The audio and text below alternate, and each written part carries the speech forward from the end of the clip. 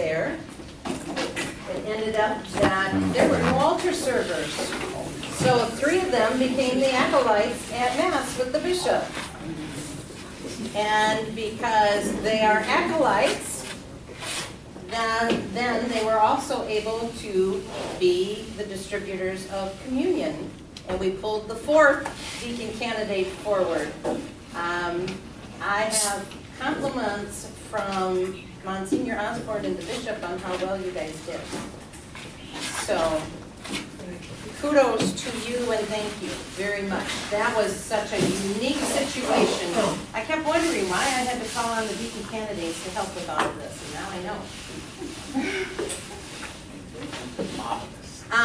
There was also something else that happened during that Mass, or at the beginning of that Mass, and it has become a teaching moment. So, Mass is getting ready to go. All of a sudden, I've been told there's no deacon. So I go back, I check out, deacon is, the deacon that was asked to do the Mass is at another parish doing the blessing of animals. 6 minutes before the service, I had to go in and tell Bishop Bradley we had no deacon. That facial expression was just right, Ed. So, the bishop said, did he call? No bishop, no call. And do we know, well, his wife is here and she said he's doing the blessing of the animals. Then he turned it around to a joke and said, well, we have deacon candidates. How many deacon candidates do we squish together to make a deacon? I said, I don't know. Then Monsignor Osborne immediately said, I will do the deacon parts. Okay? So, I checked out with the deacon who schedules deacons for these events with the bishop, what he knew about the situation. He contacted the deacon. The deacon said, I just forgot. It wasn't on my calendar. I saw the blessing of the animals. And even when my wife left for that Mass, it didn't click. So my apologies, and I'm willing to do whatever penance there is. Well, the penance that there is he needs to write a letter to the bishop explaining what took place. Because yesterday, I had Monsignor Osborne say, and what about that deacon? And he was going to make a phone call to that deacon for not showing up at an event with the bishop. I explained to him I had that handled, it was okay. And then today, I was walking down the hall when the bishop said to me, well, do we know anything about why a deacon went to a blessing of animals instead of where he should have been on Sunday? So understand that if you are assigned and scheduled for something, when it deals with the bishop, you better show up. You have to have an extremely good excuse, like you doubt that you aren't there. And somehow, some people need to let people know. But this was really important, and I caught immediately the bishop, I guess because I've worked with him for so many years. I caught his facial expression, whether he said it or not, I knew exactly what he was thinking, and he proved it right today when he asked me the question. So it's real important that as you're ordained and you say, yeah, you know, when whoever is doing the scheduling, just be there.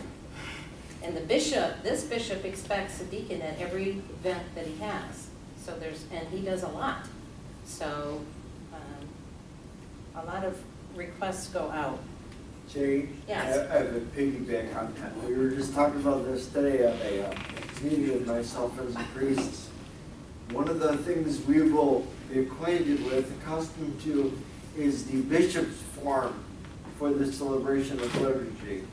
And I know that the deacons at my parish, and also myself, make every effort to memorize every detail of that form. Because the last thing you want to have happen is have the bishop show up and you have one idea of how things are going to go. The priest has one idea and then he's doing what's on the form. And so we've always found that it is always the deacon or the staff person who's not very, very labored that day, and it really becomes their job to make sure everything is done properly. That form talks about where the books go, you know, does he need bread, does he need, what does he need, and all that stuff's on there. So that form is on the diocesan website if you want to start to read it and memorize it. Yeah, and as we go along through this year and we start working on the practicums and stuff, you're going to hear some of this over and over again, just so that you're prepared when the time comes. Okay, the last thing is I wanted to be sure everybody had this form in front of you. There is a policy committee for the diaconate, and we have gathered together, and one of the things, our first task is to work on your ongoing formation, your 3 years of ongoing formation. What we hope to have come out of the committee is what will be taught for the next 3 years, which remember we said is pretty much quarterly. Deacon Jean had been scheduling like 2 in the fall and 2 in the spring. But we want to have this in place, so we need input from you.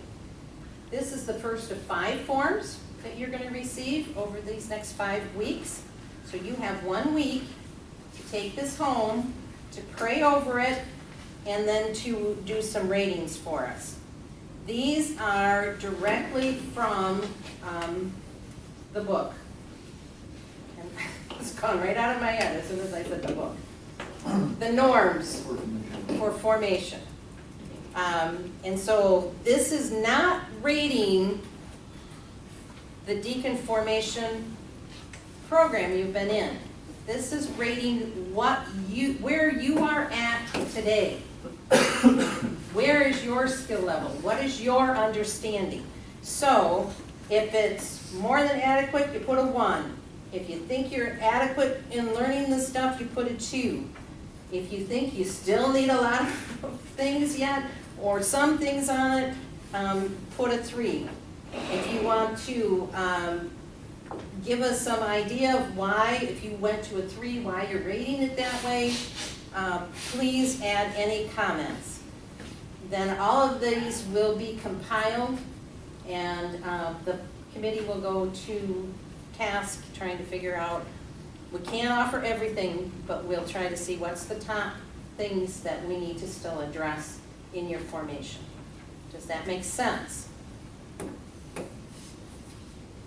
I don't see any heads shaking. David, do you have a question? Put our names on here? If you look on the very last page, there's a place for your name. Can you send it electronically? Yes. Or is it different from the one that was already? Yes, you have it, Yes, this one. right. You don't have the other ones, but you have this one. Right. You can send it electronically then? I can send it electronically. Do you all want it electronically? I'll just shoot it off tomorrow. In the few hours I'll be in the office. Right. So, yes. So to rephrase that, I'm rating where I am in regard to the training I have had already. Yes. Yep. Where you are at today. Has this been adequate enough to prepare me to be a deacon? Or do I need to learn more? Or do I want to learn more about a particular area? Okay, so there are all the different dimensions that all of formation includes, which is the human dimension. That's what you have first. There's the intellectual, the pastoral, and the spiritual that'll be coming. So I ask that these be done and brought back next week, and we'll exchange it for the next one. And again, I'll send that electronically, yes? Yeah, before you finish, can you tell us who the 4 were that went to the Mass? I certainly can. Jim Bauer was there, Tim Kitska. I'm getting there. Don Bouchard and Ed Nickel. So my corners here. Oh, and the spouses, absolutely. The spouses were there helping as well, which we couldn't have done anything without them. So. Fighting day. There I go. How you doing? I'm making it. How about you? Oh. Last year, I know, you think you gotta get your table out there. No, Last year, as I started to put together the book, textbook orders and stuff at this moment, I have down, thinking I'm gonna remember this, right, that we ordered 7 Christian funerals with the cremation rite. So that means 5 of you didn't need it. And I have in my mind that it was Alan, Jason, Phil didn't get a cremation or a funeral book last year, and that means I need 2 more of you. gentlemen. Didn't get a book. Who already has one, or who did not get one? Who did I not give one to? I have This is one. a black- You had one of your own, so Brian. No, I think I got it. Yeah. Could it possibly have been Malcolm? I thought you gave me one. I have that I gave out 7. So there needs to be 5 of you who did not get one. Unless you all want me to put it on your bill and you just pay for it whether you got it or not. Well, That's the look, other. I thought that was free gratis. No, it was not, you got, Some ordered the bilingual one. that's where we go. Don, Tim, and Phil got the bilingual one. Yes. So Alan and Jason are the ones who already had one. Right. Now we got you. See, if I can just look farther on the page. You got me too, right? You got mine. I already have it. Why did I have 7 on here? So I will put you down, Brian, that you already have one. Okay, we're set.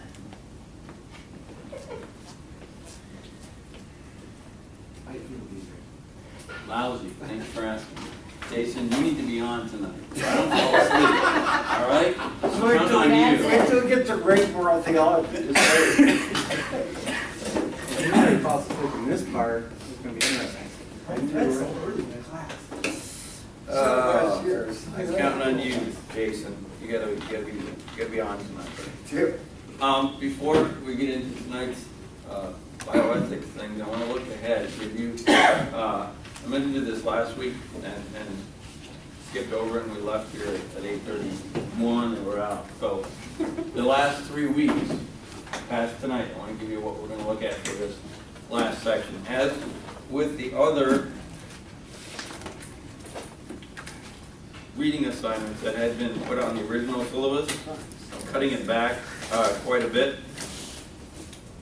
And even then, I'm not sure how much we're going to be really able to cover, okay? This is the last book we're talking about, Church, State, and Society. This is what I'd like to look at next week on the 11th. Got bioethics next week too. Change No, that. no, that's what we're changing it All up. right. We're gonna finish everything that we need to know about bioethics as best we can tonight and move on. All right, it's just, we just have to gotta keep moving. So, yes, for the 11th on your syllabus, scratch out bioethics. The next 3 weeks, 11th, 18th, and 25th, we're gonna be working in this book. For next week, pages 1 to 32. Essentially the introduction. Can you say those pages again, please? Yes, pages 1 to 32, the introduction, and also pages 81 to 112, chapter 2 in the book. What's up? Is there a problem? Have a seat for you down front, young man. I think it was Jason. He was Jason. And here's basically how it lays out. Next week we're going to do the introduction, Okay, because this is the stuff that we almost bounced into on the first week. Okay, about how we make sense of morality in, I don't know how to put it, in our everyday lives. You know, a lot of the things. You know, election, like crazy off the chart, but I mean all of this stuff. So next week is the introduction. Chapter 2 is the meaning of the common good. Okay, if we can cover that. I know it's less than the pages I have there, but if we can cover those things, we're just going to hit the high points and try to do this. Then on the 18th, we're going to skip. 18th is going to be page 215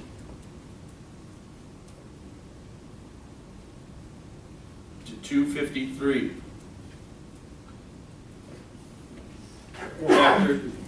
Chapter 6, which is basically the role or the intersection of society and the church. Okay? Chapter 6 will be the 18th. We're talking about elections. I mean, this is.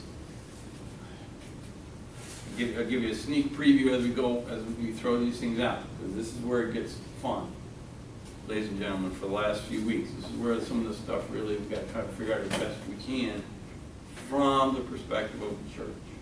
Okay. Okay. Last week on the 25th, chapter 9. Page 315 to page 341.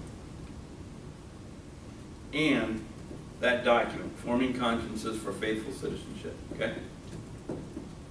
Chapter 9 is, again, I'm picking things out because we don't have time to go through each step by step. This is a great book. I found it for this class. Not used it before, but I really like it. So it's one of my new favorites. 4 things we want to really try to wrestle with these topics. Okay? So chapter 9 is the economy, work, poverty, and immigration. How do we make sense of those issues? Okay? And again, like I said, recognizing that we're skipping around a little bit. And we're not even getting to the whole last section, unfortunately, which starts, I know you'd love to deal with chapter on the environment, because I can tell just by how much I know you did. Don't get my wife started. See, that's what I'm talking about. We're not even getting to part 4, which is about the international community and justice. So we can cross off pages 142 Yeah. to 214. All of those, just the pages I gave you, okay? Like I said, it's really throttled back, but I want to make sure we cover some things. I'm basically, going with the cover some things very well, as opposed to try to read 200 pages and sort of figure out a little bit. All right.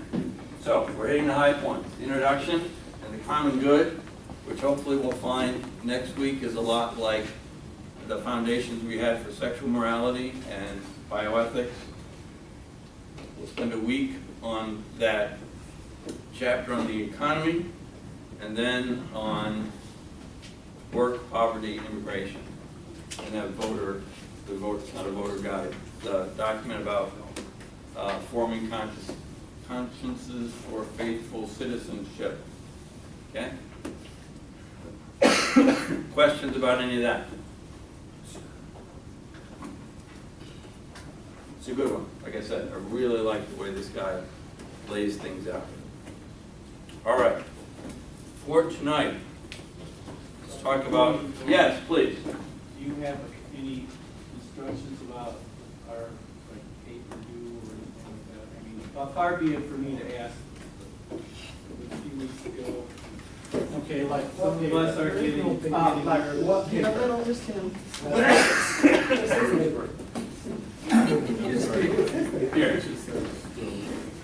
What? We handed ours in. That's right.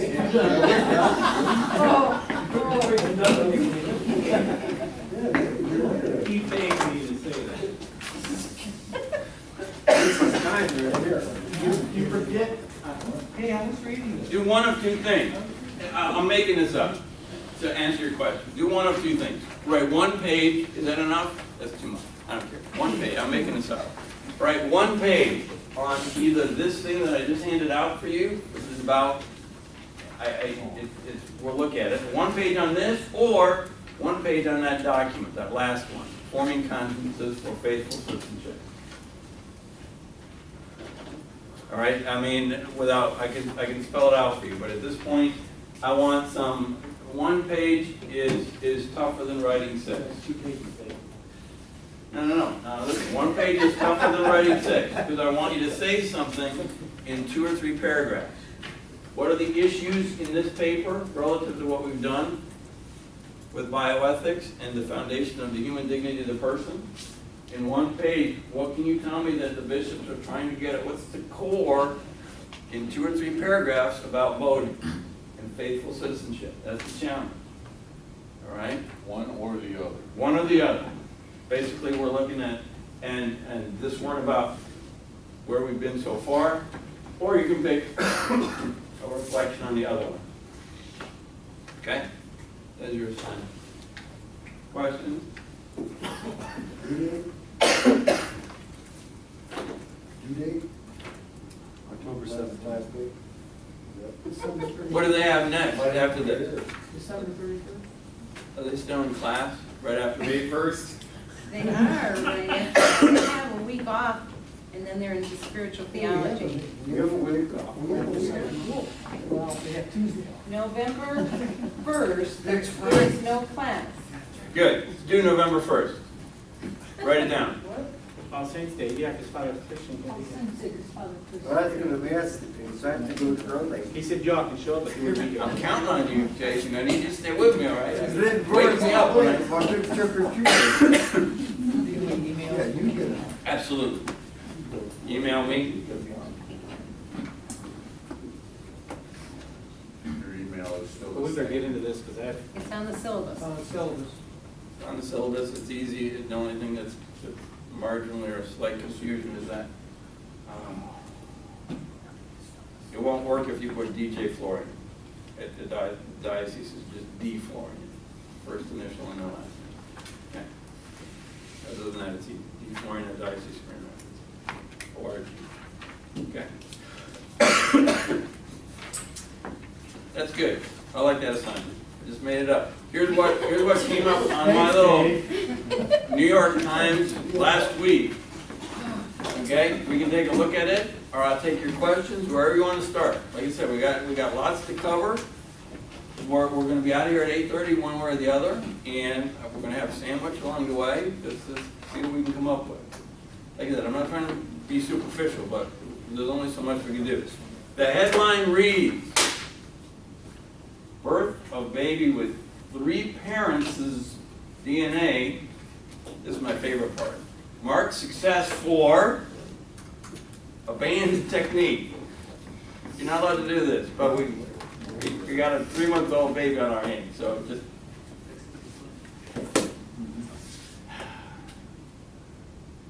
I thought it was appropriate. Don was going to say something. I had a question. Well, let's talk about this first. Okay.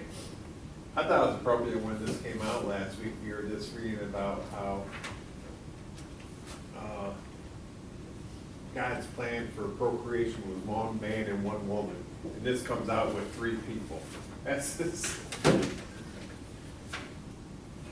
Pretty cool stuff, right? Dwayne's smiling. This is a good science, yeah? Interesting conversations this week. Did you, about this? Well, actually, Help us out a little bit. I was so glad I read chapter 5 at the timing that I did, because as soon as I finished it, the next day, massive discussion on abortion, and this person was at work talking. We just kind of somehow eased into this, and he's like throwing the book at me, and I'm like, oh wow, I've heard of all these things. That's a clump of cells. You know, what about the woman's right? And it was like, well, they were all addressed in here. And so I kind of felt like, oh, what did you consider this? I used to be a clump of cells, but here I am. Isn't that interesting? And it was just kind of, you know, as we were talking, it was like, yeah, he's throwing these all, you know, throwing the book out. But yet, in my mind, and what I was able to tell him was, well, what about this? Well, what about that? And it was all from chapter 5. Okay. Great. Tim? I just want to know if the third parent gets visitation rights. Do they have to pay child support? Don't know. Will happen. Or will they have custody? Don't know. Does anybody happen to see this? I mean, yeah, I okay. remember seeing it. Wow. It comes up fairly regularly. I don't know if you're paying attention to it. I don't do a whole lot of surfing around for news, but when something like this kind of pops up, I check it out. So, wow, this is what we're talking about.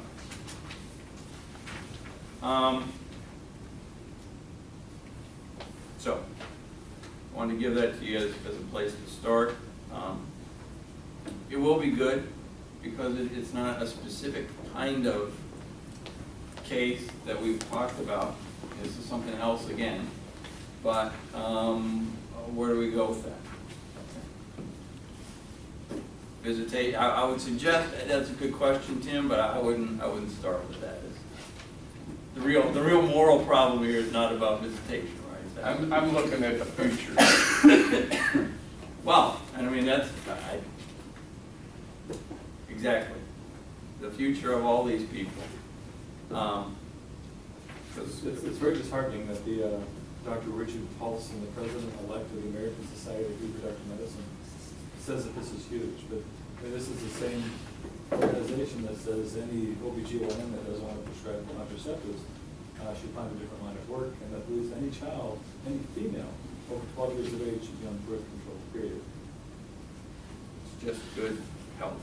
Good, yeah, we're going to disable your intestinal tract, like we could potentially disable your endocrine system to stop pregnancy. So let's see how it works out. From 12.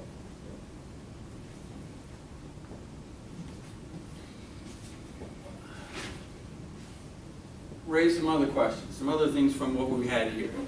Okay, then we got to go through the documents, hopefully fairly straightforward but quickly. We did the two. I didn't send you. Jane did her job. Thank you very much for everybody's contact and email information. So now I have everybody's updated contact stuff. I didn't send you a link to Peyton Manning, calling it audible though. I can still do that. So we have both documents, Donum Vitae and Dignitatis Personae on bioethical questions. Were you questions or comments, first of all? Did you send an email out, DJ? I did not. No, Okay. I said I did not. All right, thought I heard you wrong. I'll wait till we get to that part. Okay. The first outline is the first document, the one from '87. They do cover quite a bit of the same ground. We're going to go through them one by one, though.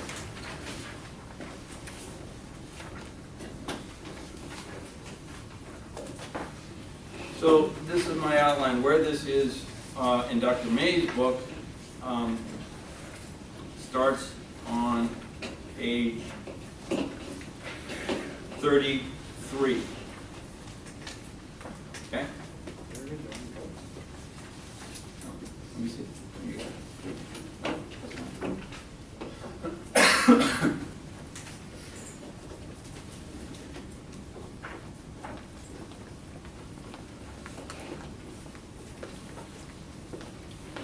Thank you.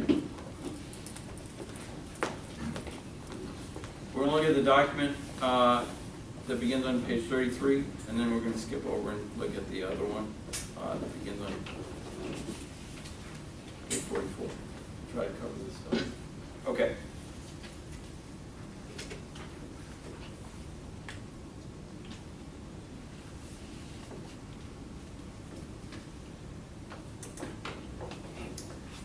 I'm on my outline. I think I'm going to hit the key parts. All right. B on my outline. Science and research are not morally neutral. Okay. I don't know if it came up in Dwayne's conversation, but frequently, there's an obstacle right out of the gate because it says, well, that's great, I'm glad you believe stuff. I'm glad you believe in God, but we're talking about science. So they just don't mix, they don't match, they don't relate to one another. Part of what this document, and it's repeated in the second one we're looking at, says that what does it mean? What does it mean to you when it says science and research are not morally neutral? All right. Well, it means that you could do things that are wrong. You don't have carte blanche just to try anything under the sun in the name of science or research. What else? How else would you explain that? They have an agenda. Okay. It's driven by money. Okay. It talks about the how. It doesn't really say why. Okay. Good.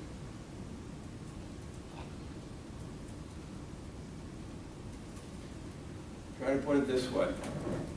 When it says science and research are not morally neutral, remember back to our little thing that we tried to sort out actions, moral actions, okay? There is such a thing as a morally neutral act, okay? I'm walking along. This is neither moral or immoral, but it's an action, okay? It may be specified by something. I'm going to do something good, or I'm going to do something bad, but the act of walking, more or less, keep it simple for now, is neither moral or immoral. It's an act, okay? What I want to propose is that something like science or research are doing those things, like you said, it's a what, it's a not why you do something, you're doing something towards what end. You don't work on the research, whatever you're doing has a specific end. You don't mix things like it's not like walking. Working on something, anything, in the lab is because that's part of my big progression of actions. I mix these things together in a dish because why? That's what I mean, it's not like walking. You can't say, well, we're just doing stuff. It's not really, moral or immoral. We're just, kind of mixing, what red and yellow paint look like and mix them together. Science, this is fairly just simple and straightforward. Science and research, the way we're talking about it here, are not in that category of morally neutral things. So off the bat, you have to start asking the question, what's the object of the act?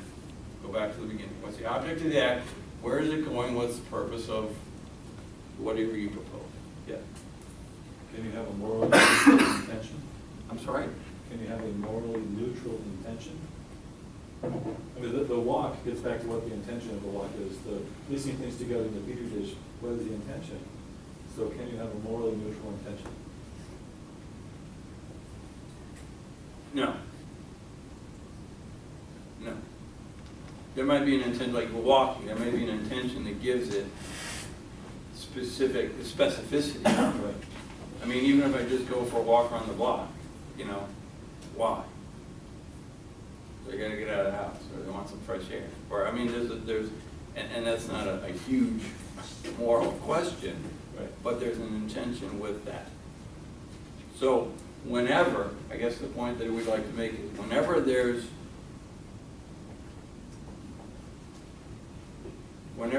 actions, activities, there's what's the object of what's being done in this field needs to have a moral assessment. That's the other way of saying there's no such thing as morally neutral. Everything that's done needs to have some type of moral assessment. We're heading in the right direction or the wrong direction, to put it simply. Okay. My walk could, I mean, like I said, we can make a moral assessment, but that's not not ever gonna rise to the level of, you know, a grave evil.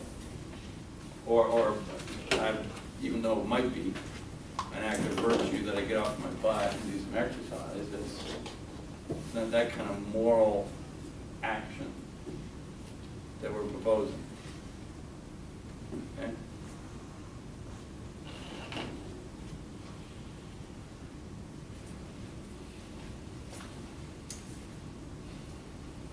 Okay, continuing down. D, basic criteria. We've been through some of this.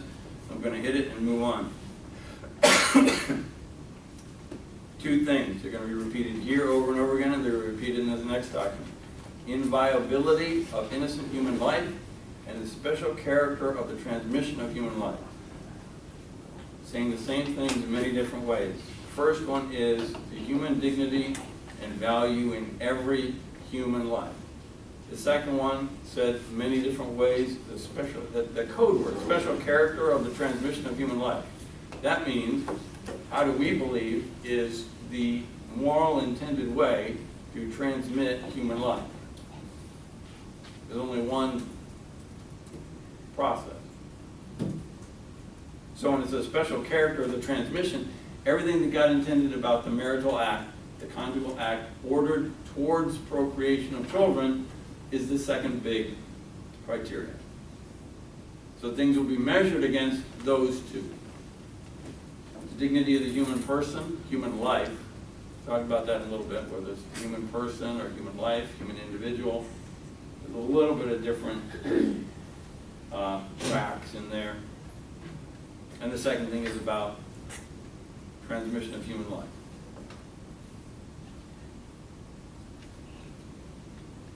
What does the church offer? The magisterium offers human reason, the light of revelation. Man is the only creature God wished for himself. Human procreation requires collaboration with God's fruitful love. Okay. Respect for human embryos. Science recognizes the biological identity of a new human individual is already constituted in the zygote resulting from fertilization. How could a human individual not be a human person? Was that actually the Right to Life dinner in Grand Rapids last night? The keynote was a judge, so he spoke kind of from the legal perspective about life, and that was his whole legal take on this whole thing was just we don't have it. He blamed all sorts of people, Republicans and Democrats alike, but we don't define what a human person is. Roe versus Wade would be illegal if we said what a human person is. Because right now it says it's not a person, so it has no rights. So like I said, he's coming from a legal point of view. So if it is, then certain things follow. But if it's not in law, if this is not a person we're talking about, that's fine, we're okay. So his legal way was saying, all we need to do, or if we take that piece out, or define it, then we have what we need. We have where we are about the human person. I have a question. Yes? Does Roe versus Wade actually make a definition of what the person is? No. Is this actually something that's legally defined? Is this an argument? I mean, because I know that's people that are pro-abortion, they say this is not really a person. And the law, no. So legally, it's a gray area? No, legally, it's the Roe versus Wade defined the fetus in the mother's womb as not a person. Is not afforded the rights and protection of the human person. So that is actually incorporated into that law? Yes. And part, excuse me, not reading it as a legal definition, but it even went so far as to give the opinion that part of what they based that upon is that the fetus is not capable of living on its own outside the mother's womb, and they put a number of weeks on it. I can't remember it right now, but it's in the decision that was written by the Supreme Court, which in 1973 was one thing. And we have plenty of babies, people, not babies anymore, people that were born live births earlier than that. So, but the Supreme Court would say that's not, in fact, whether they're viable or not actually wasn't our point in writing it that way. The Supreme Court would say, in utero, this person, this life, fetus, in utero, the fetus doesn't have the rights of a person. But, so is that the only place in law where that is actually defined? The companion case, I don't know if you know this, does everybody know that there was Roe versus Wade, and there was a companion case called Doe versus Bolton. Ever heard of that one? You can look that one up, okay? Roe versus Wade, and I'm going to make this real simple, okay? And not to offend anybody, just to keep it the discussion short. Roe versus Wade was the one that defined what I just said. Doe versus Bolton, which Doe is obviously like Jane Roe. Doe is not a real person. Bolton was I think he's Attorney General of Texas. Don't hold me to that, but this is a real person. This is a pseudonym for Doe versus Bolton was the Supreme Court decision that, again, in simple terms, made it possible to have an abortion at any point. Okay? In law, when an abortion is possible up until live birth. This is the case that laid down, if you, again, it's in a bunch of legalese stuff. This is the companion case of that legalized abortion on demand through the entire pregnancy. The Supreme Court said that women have a right to it because this fetus doesn't have personhood. This is a case that defined at what point. And then the Supreme Court decided, the only thing that I'm still thinking in 20, I don't know, my numbers now, I'm not going to stick by them. 20-some states still have clearly written in state law that you can have an abortion up to the moment before live birth, legally. Michigan and some other states have tried to put restrictions on that, and et cetera, et cetera. But this is the other case that goes with it, that further define when that's possible. I don't know if that helps, but so those are the two things that defined, and of course Roe versus Wade wasn't arguing whether it was a person. Roe versus Wade was arguing about the right of food, the woman, okay? So it was argued on that they have a right to decide this life is not, in law, considered a person. Okay. So they weren't about, the judge's point, no, I kind of throw that back in, maybe it's my own tangent. The judge's point was, okay, so then legally, let's define what a person is. Fetus is a person. We want to keep calling that baby a fetus? That's great. At conception, we have a fetus. The fetus is accorded the rights and protection of a human person. Write it, put it in, stand, put it in law. Okay.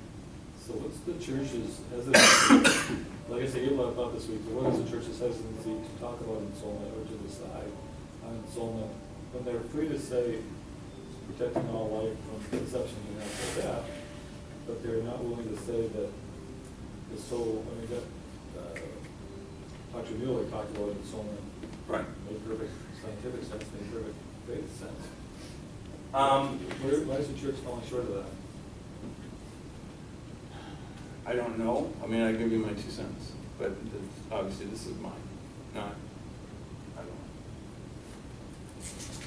Sorry to offend people, okay? But this is my answer to your question, okay?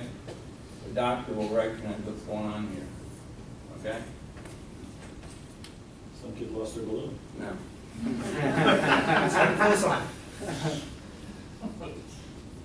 Okay, this is rough, but you understand what I'm talking about. Okay, this is the before picture, this is the after picture. Okay, what's this? After fertilization. Okay, it's called a zygote, okay, at its multi-cell stage, okay? We would say that's human life. Don's asking the question about, is that when the soul is infused in this human life? Okay, why don't we define that? So this is human life. Why I put my funny little pictures over here? This is me, so take it or leave it, folks. But I would write a book making an argument that this is human life, and this is human life. Okay, but they're happy apart right now. There's a sperm and an egg that have not, from the moment of conception until natural death. This is preconception. I would still make an argument that there's something else here. So I'm okay not defining the specific moment that the soul is infused and becomes one with the body. Okay? This is why, if I don't quote me, but this is where I would say there's something more about our humanity here, still distinct in our sexuality. At one point in there it says, part of this is, believe it or not, we're back a few weeks ago. We're still trying to protect, all of the stuff about test tubes and those cells and blah, blah, blah. Part of what we're still trying to protect, we talk about way different from society. Part of what we're still trying to protect is that there is such a thing as right ordered sexuality, male and female. We don't get very far with that anymore, for crying out loud. Not at this level. We're talking about bathrooms, and I would like to make a case that says this is an integral part of God's plan for human life, as is this, male and female. So what was behind Thomas Aquinas' decision of, what I think, 40 days? Before that was around when the soul. I thought they said that wasn't, because he didn't understand the science, so that was one of the reasons why they disputed that. They just didn't have the knowledge of what was going on. I didn't know that they have to go back and revisit it. Well, and I think that's a good example. Good example. At least that's an example of why the church, still yet 2,000 years, I suppose, of teaching, hasn't said this. We know this. Because we are letting our faith guide us to figure these things out. We don't even know yet some of the questions. So we need to keep letting our faith inform that. I mean, yeah, that was Thomas Aquinas' opinion, and it's pretty easy that he was, numbers, what was 1300s, 1400s? Where was he at? No, later than that. No. 13s? Whatever it was. Yeah. Anyway, I mean, for most of the millennium before that, we didn't know that, no offense, we didn't know that the woman had an active part, scientifically. It was clear, again, it was not being silly or funny or offending anybody, it was clear from what could be seen that the man provided the active part of this. Because we don't have any clue what's happening inside the woman in that point of our understanding of science. So that's why even in the church's writings, you'll see, and it's actually kind of beautiful. You'll see things about the wonder and the sanctity and the miraculousness of the man's seed. Okay. We know how it works, but even then, somewhere in that mixed up kind of science, that they were still saying something that this was a great wonder miracle thing and it happened. So, Well, I wanna bring in that part that I was waiting for, because it goes along with this, okay, good. but it's in the other section, Okay. and it's on page 178 where he's talking about this, where they're talking about anywhere from 40 to 60% of eggs that are fertilized Mm-hmm. are waste. And then how could they actually be a human person? And I liked how how he put it, that, first of all, we don't know God's thoughts, the Bible, God tells us that. But what I don't agree with is they talk about the eggs not having the proper genetic material to be able to attach. I'm like you, I'm back over here, I'm a very simple person, back over here where once it's fertilized, God's blessed life at that point. Okay. And what God chooses to do with that life is no different than what he chooses to do with me.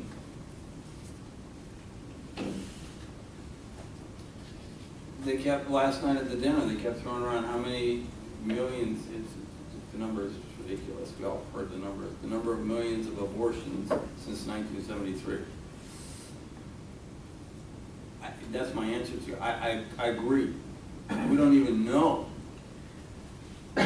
all of what's been involved and conception has occurred and wasted and in the dish or within the woman's womb, whatever the case is. But he's putting a hairline crack here, to me, is when he says that, it's because they weren't really meant to, because there's something genetically wrong or whatever. They weren't really humans. Did he say humans? Because I know that like a lot of miscarriages are due to genetic alterations that aren't compatible with life. Yeah, because that's what they're talking about, if it's a human person or not. But that goes with what you were saying here. Okay, what he's doing, make sure we're clear though. What he's doing when he's talking about wasted, what he does on page 1, where are we at? 178. 178, just to double check, 178, if you go look and read it through, Dr. May does, uses the technique of, St. Thomas Aquinas made it famous. He gives a definition of why they couldn't possibly have souls because of this wasted. And then in the bottom of the page, he continues to say, no, they can't be right. He gives an argument. So when you read it, don't get confused when you read it and say, oh, wow, that's what we believe, and he's not doing it. He's setting up a proposal that he's going to then show this it's wrong and this is why it's wrong. So Dr. May would point out those two big objections to his point is that what you just said. We don't know, we're not God, and we don't know how they're all sorted out. So we're going to, and it's said in our documents that I have here, it's very clear that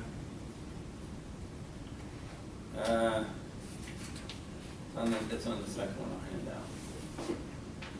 I didn't mean to jump ahead, but No. it just tied with. Because it says if there's any question or if there's any possibility that there's human life, then we treat it as human life. Because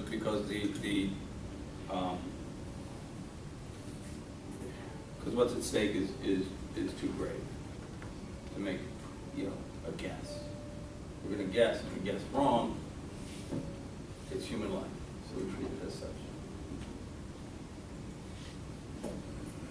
Okay, Tim. A little while ago, we talked about our federal government declaring a fetus not as a human being. But yet, if a child is, or if a fetus is killed in a car accident, Good, go ahead. The person is prosecuted for 2 counts of involuntary manslaughter. What can that be?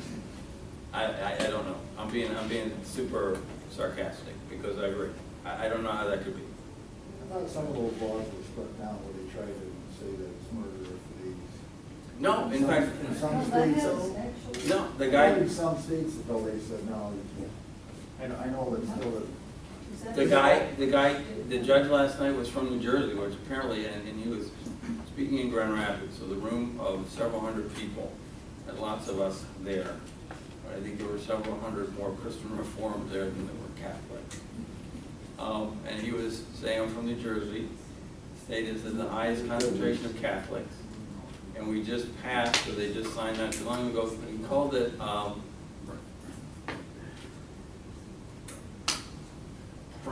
the prom something law that basically was trying to address wrongly, just follow me for a second, was trying to address incorrectly some of these inconsistencies. Because you could have a young woman give birth with the baby in a dumpster and be charged with Like in Philadelphia. murder. And in, like I said, in New Jersey, or she could have gone the day before that. New Jersey would have paid for it, and she would have committed no crime. So they passed this, he had a name for it, I don't remember, something about the prom, because it was another tragic case of a young lady who was pregnant, didn't want to be pregnant anymore, so she could go to the prom, and it was a mess. So they passed a law that said basically, if you do this, it's not murder anymore. So yeah, they're going the wrong way. Yeah. But the law in some cases are trying to catch up with the inconsistencies. It's more screwed up. Don't misunderstand me. But they're trying to make laws to address Specific instances. the fact and that, that's not gonna work. yeah, it doesn't, it makes no sense. That this one can be counted as a person for the sake of a crime, and this one can't. And so that will continue to happen. It's not a bad example, though, about trying to, talk about those things that show, okay, you don't like me because I'm Catholic and I'm pro-life. And you help me make sense of this. What are we trying to do here with this? We say this, the law says this. Her crime was, yes, sir. A very popular tradition in the Hispanic church is the Presentación, which happens in February when Jesus was presented. And a similar idea is in Asia, where they have a festival in which the second year of life for a newborn begins. Because until about 50 years ago, the practice in Asia was to start the day of conception as the first day of life. And so when the child was born, they were essentially 1 year old. And abortion became so rampant that was one of the reasons why they had to repeal the tradition, because they no longer were willing to say that a fetus was somebody who could be a human. Therefore, they couldn't have had that year of life. And so they changed the entire law and tradition of China, Japan, Korea, and so on, just so they could justify abortion. And I mean, that's not like a mystical thing, that's really what happened. And, there was in the books for a couple thousand years. And like I said, because they wanted to make abortion such a available thing, they said, well, no longer we're going to use this system of counting. You don't actually have human personhood until you're born, which was not for a long time what they thought.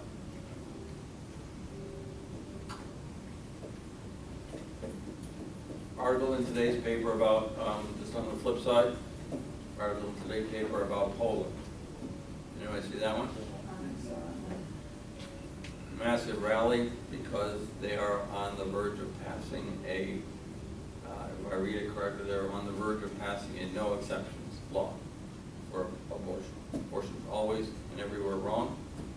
You go to jail, the woman or the accomplices or the medical practitioners who help will be tried and sentenced. So those are big, so the news story was, of course, the news story is about the thousands of people protesting against such craziness, that they would take away our rights to abortion. So in Poland, they put those laws on the books. If you are interested, like in these, or in laws like that, or the one that I'm not sure of the state of it now, because I haven't looked at it lately. Believe it or not, I believe a law that was made in Germany some years ago was one of the best attempts, in my humble opinion, the best attempts to say that it's wrong, but not criminalize it. Okay, that's the big, for us Catholics anyway, I think that would be what we want to do. It's wrong, it's always wrong. But, you know, back to some of our stories, you don't make certainly don't make the mother the criminal. That's kind of not the direction we want to go in. But it needs to be, that life needs to be protected in law. So it's a tough one to try to figure out how to do it. Okay. Easy.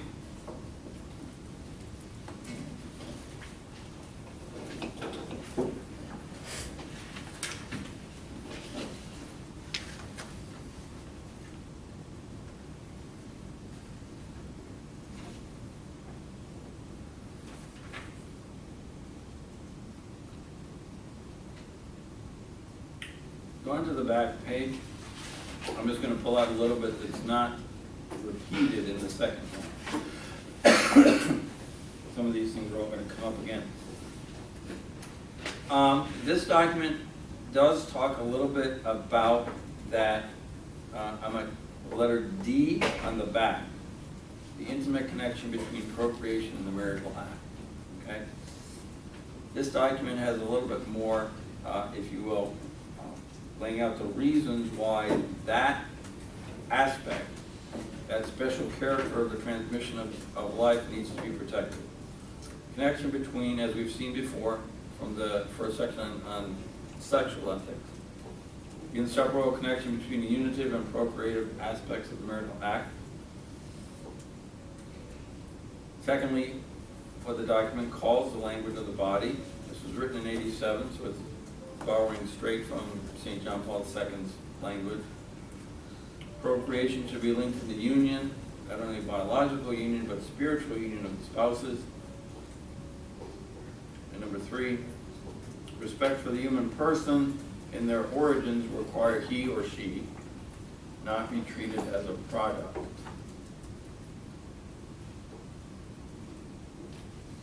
The other thing I'm skipping down, the other thing that I think shows up in here, and it not picked out in the other one, go skip down to the letter H.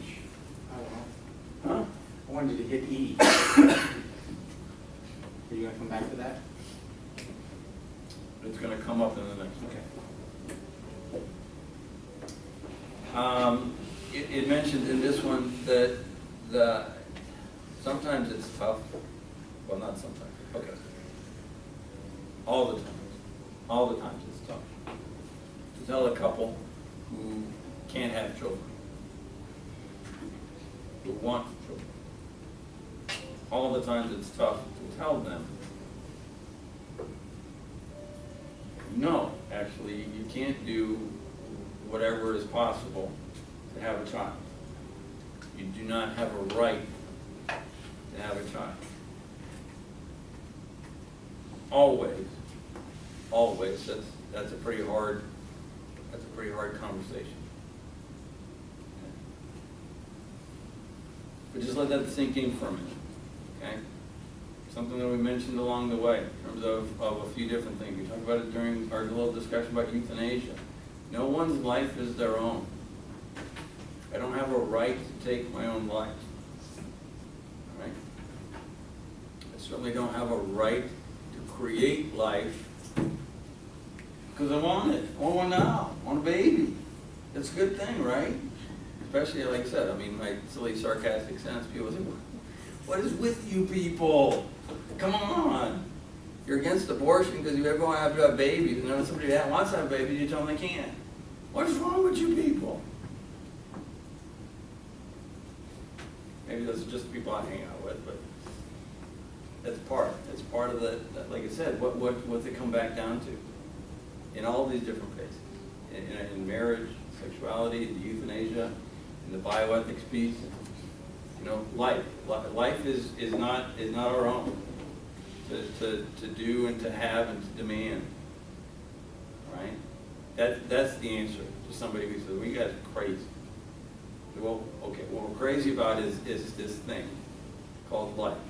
We have been graced to know who the originator of that life is, and I can't impose my will and my decisions about what to do without that life. Nor can I impose my decisions and my will to make one. Doesn't work that way either. Right? Like I said, I don't know if it's you, maybe I'm talking to people in this room, if it's you or you know people. This is a very difficult piece. Okay? But people do, like I said it a little bit too sarcastically. But people come to the church, they want to have kids. They think that we're going to be on their side. And we certainly are. But then we're not going to make a baby and violate what it means to be a human person. Can't do it.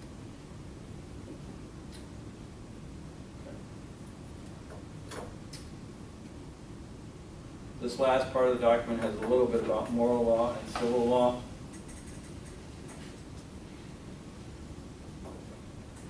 Right to life and physical integrity, and rights of the family.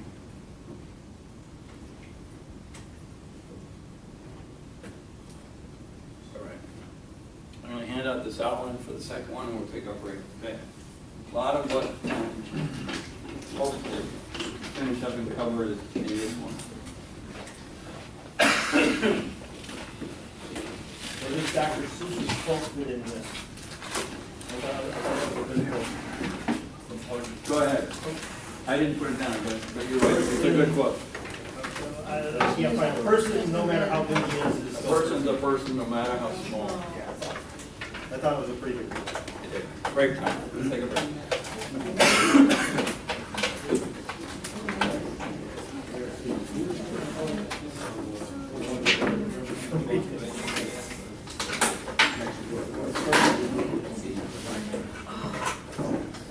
The other one's the fault.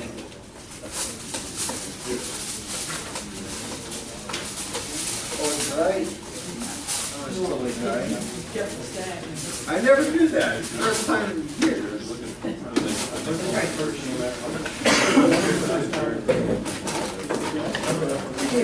That's how I do it. I remember Bob and Linda.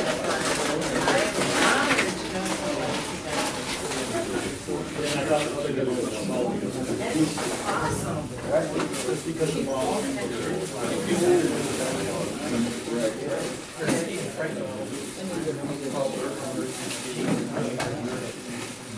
there an extra copy of that? Yes.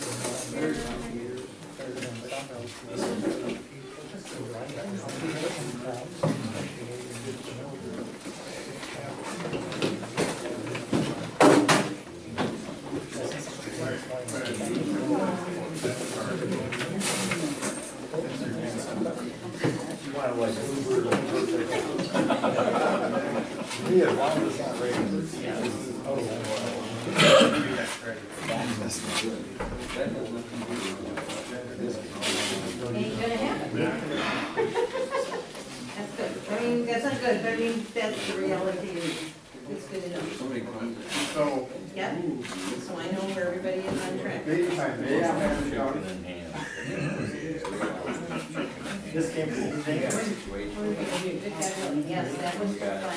Sorry, You made a really good. You're an innocent victim in this case. Well, did Donna tell you? We have everything on the bottom, just more about you, so we have. And I read them, and I didn't. I didn't want to be. Why is that? Why is it? It was good enough, I knew what it meant. I think it was about, she said I was lucid We want to take care of it. when I woke up. But I don't remember anything for like an hour after. Even though she said I was. That's what happens with those heavy drugs. But yes, I got it, we're all set, and no, there was nothing there for saying that. She went through all these words. Yeah, so I was supposed to figure out what they are. How to say them, not necessarily what they are, but how to say them. Shan doesn't do a couple of the gospels. It is just reading through. A couple times.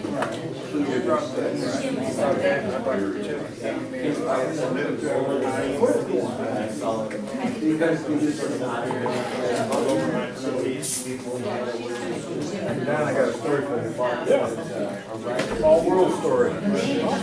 Mother and I were visiting Carl on his wedding. Sunday? No, yesterday? Carl, my son.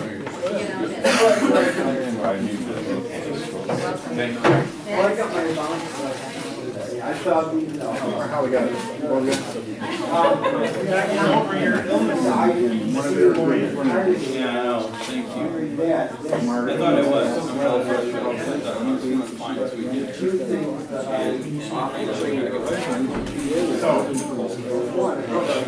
My hearing aid died. Oh, yeah.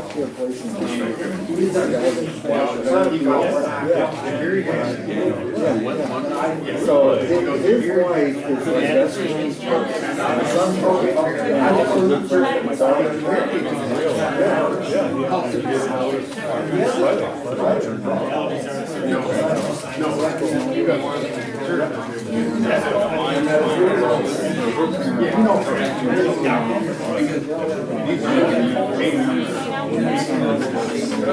I didn't know. It was 3,000.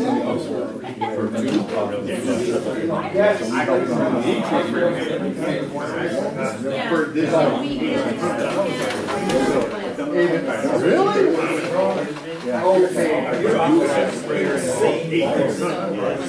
Really? That's how mine goes.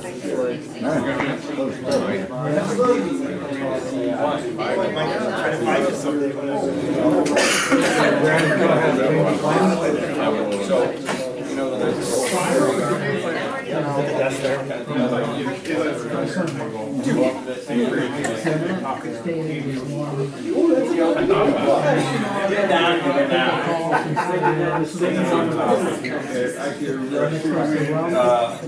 Plan two, and so So who's your son-in-law or some other But you're relying on one. They do my thing under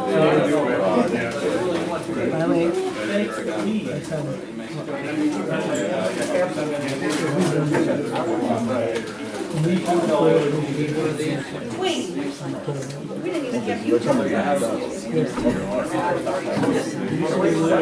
I know, it's just like, what did You mean you're human? No. Oh, no, we're talking about taking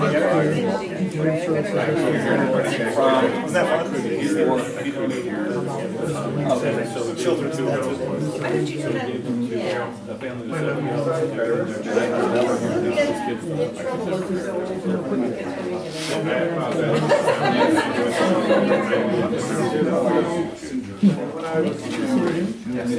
Something comes up with you?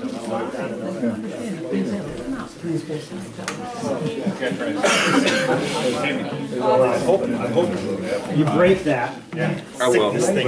No, I'll get on my. What's it called? An inhaler. You guys didn't say nothing bad.